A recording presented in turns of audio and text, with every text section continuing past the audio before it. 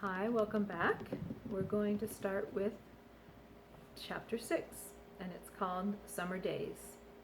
And you remember in the last chapter that Wilbur and Charlotte had their first conversation and they were learning about each other as new friends. So this is called Summer Days. The early summer days on the farm are the happiest and fairest days of the year. Lilacs bloom and make the air sweet and then fade. Apple blossoms come with the lilacs, and the bees visit them around among the apple trees. The days grow warm and soft. School ends, and children have time to play and to fish for trouts in the brook.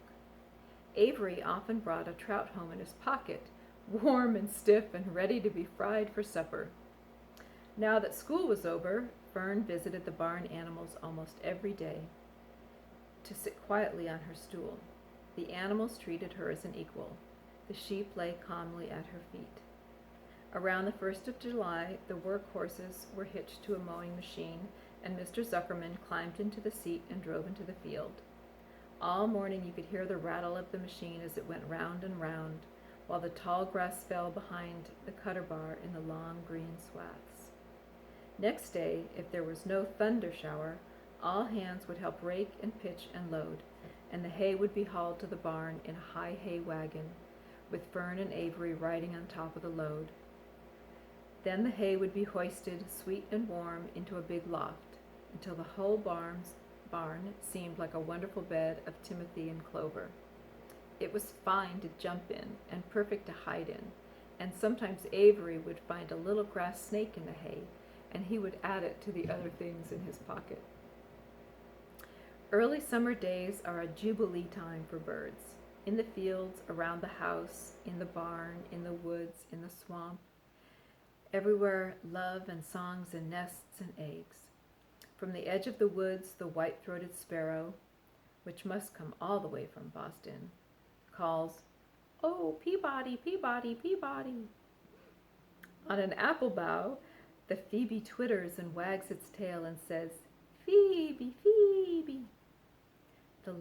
The song sparrow, who knows how brief and lovely life is, says, "Sweet, sweet, sweet interlude, sweet, sweet, sweet interlude." If you enter the barn, the swallows swoop down from their nests and scold. "Cheeky, cheeky," they say. In early summer, there are plenty of things for a child to eat and drink and suck and chew. Dandelion stems are full of milk. Clover heads are loaded with nectar. The frigid air is full of ice-cold drinks. Everywhere you look is life. Even the little ball of spit on the weed stalk, if you poke it apart, has a green worm inside. And on the underside of the leaf of a potato vine are the bright orange eggs of the potato bug. It was on a day in early summer that the goose's eggs hatched. This was an important event in the barn cellar. Fern was there, sitting on the stool, when it happened. Except for the goose herself, Charlotte was the first one to know that the goslings had at last arrived. The goose knew a day in advance that they would be coming. She could hear their weak voices calling from inside the egg. She knew that they were in a desperately cramped position inside the shell, and were most anxious to break through and get out. So she sat quiet still and talked less than usual. When the first gosling poked its gray-green head through the goose's feathers and looked around, Charlotte spied it and made the announcement. "I am sure," she said, "that every one of us here will be gratified to learn that after 4 weeks of unremitting effort and patience on the part of our friend the goose, she now has something to show for it. The goslings have arrived. May I offer my sincere congratulations." "Thank you, thank you, thank you," said the goose, nodding and bowing shamelessly. "Thank you," said the gander. "Congratulations," shouted Wilbur. "How many goslings are there? I can only see one." "There are 7," said the goose.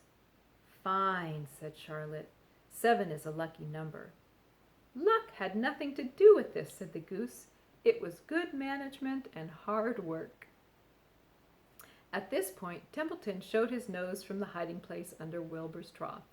He glanced at Fern, then crept cautiously toward the goose, keeping close to the wall.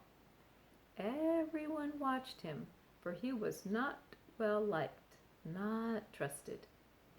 "Look," he began in his sharp voice.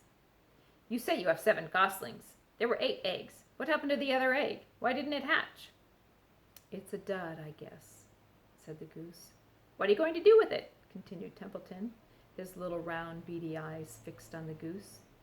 "You can have it," replied the goose. "Roll it away and add it to that nasty collection of yours."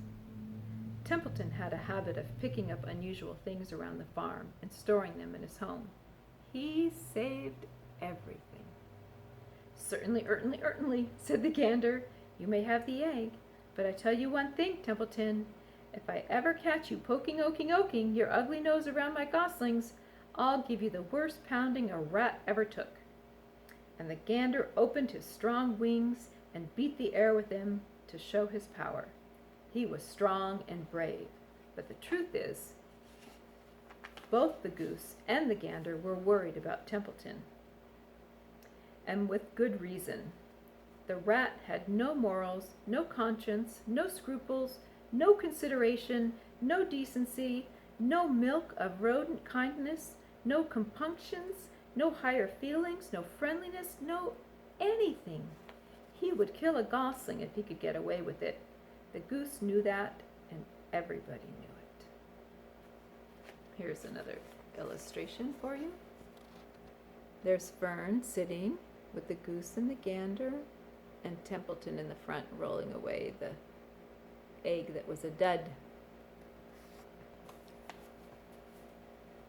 With her broad bill, the goose pushed the unhatched egg out of the nest, and the entire company watched in disgust while the rat rolled it away. Even Wilbur, who could eat almost anything, was appalled. "Imagine wanting a chunky, old, rotten egg," he muttered. "A rat is a rat," said Charlotte. She laughed a twinkling little laugh. "But my friends, if that ancient egg ever breaks, this barn will be untenable." "What's that mean?" said Wilbur. "It means nobody will be able to live here on account of the smell. A rotten egg is a regular stink bomb."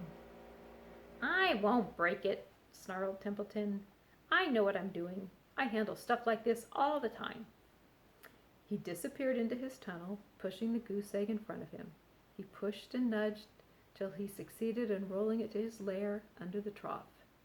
That afternoon, when the wind had died down and the barnyard was quiet and warm, the gray goose led her 7 goslings off the nest and out into the world.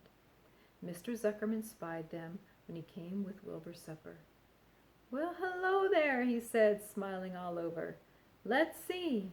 1, 2, 3, 4, 5, 6, 7. 7 baby geese. Now, isn't that lovely?" That's the end of the chapter. Okay. Love you guys. Forgot to kiss you. Good night.